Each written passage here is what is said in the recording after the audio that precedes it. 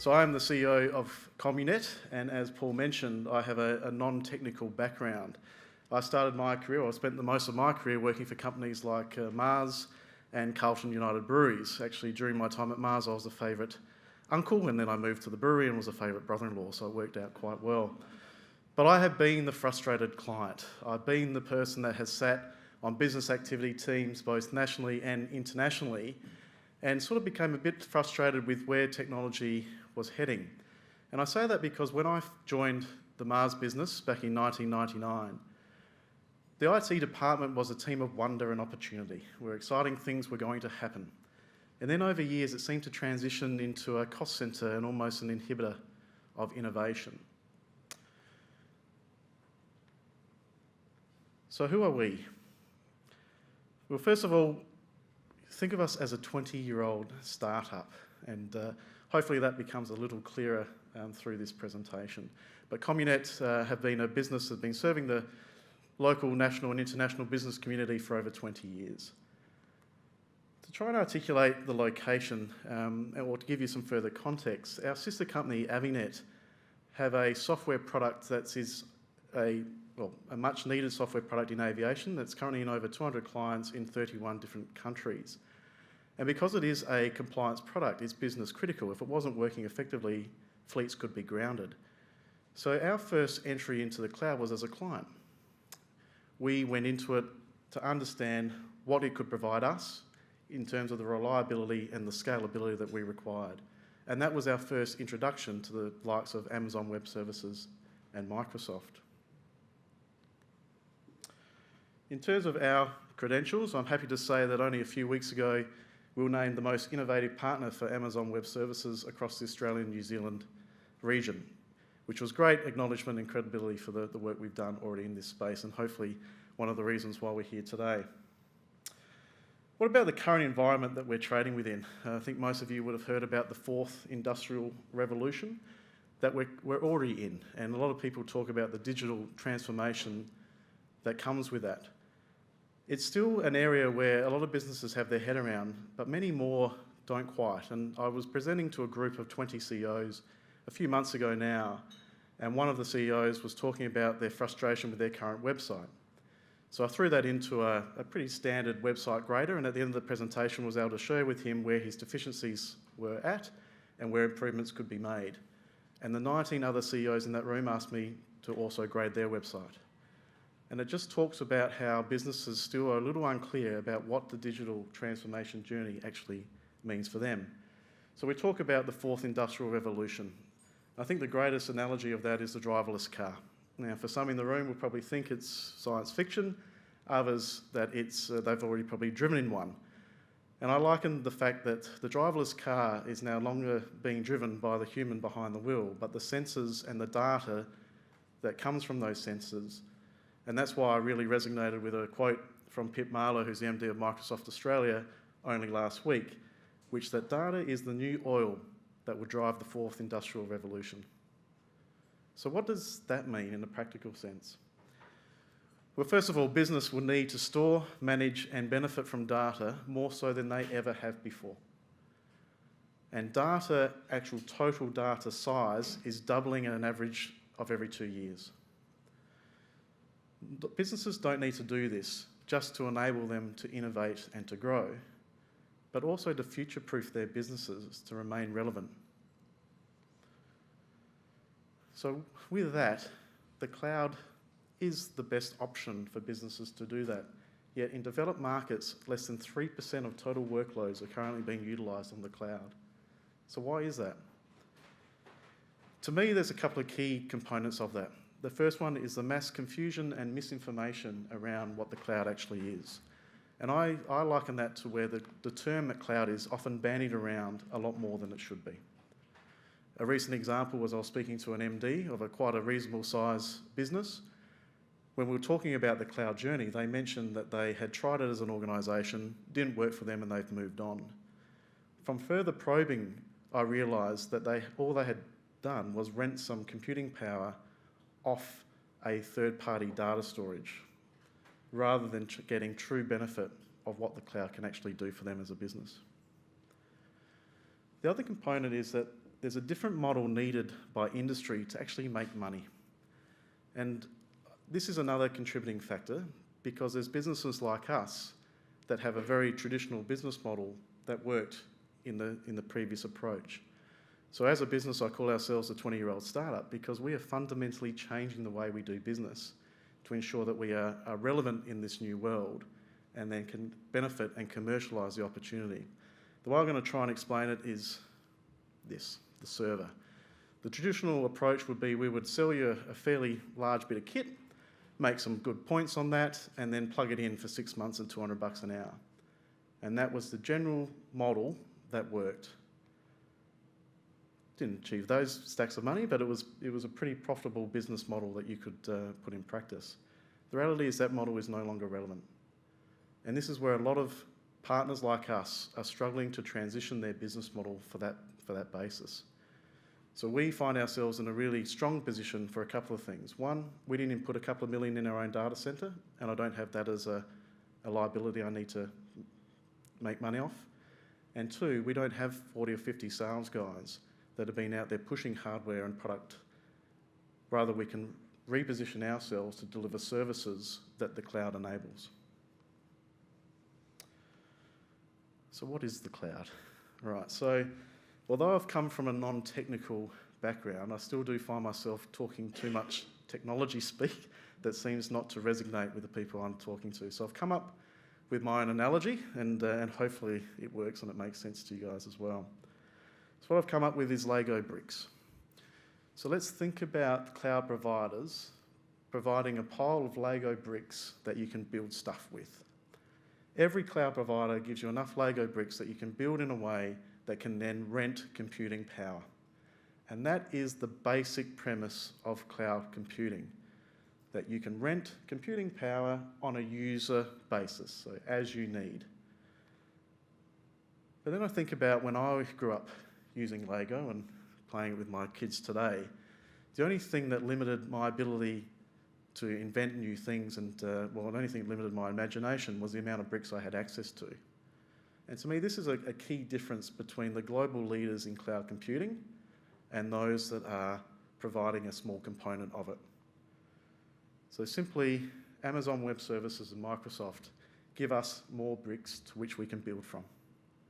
So not only are we building the platforms that allowed us to rent computing space, or computing power, we can also build on top of that allows us to start doing things such as data analytics in the cloud, machine learning, the Internet of Things.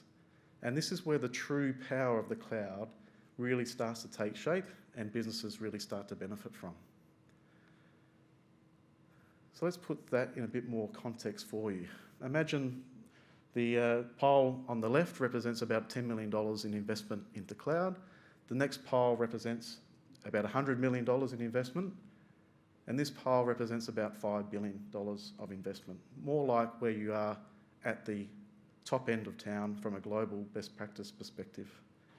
You can start to see the scale of what we can actually then build upon or use to build to deliver not just the simple component of what cloud computing means to a lot of people, but actually start delivering game-changing solutions to business.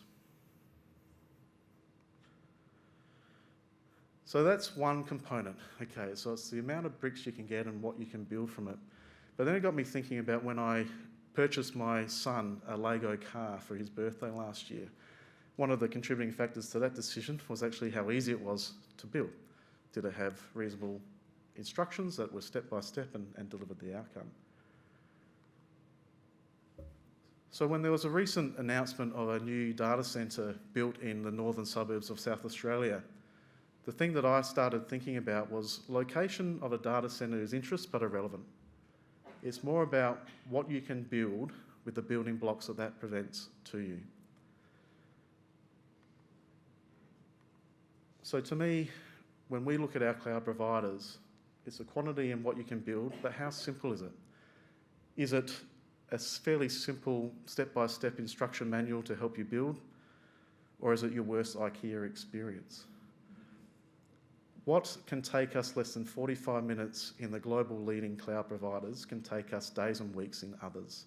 And that efficiency gain is given directly to our clients.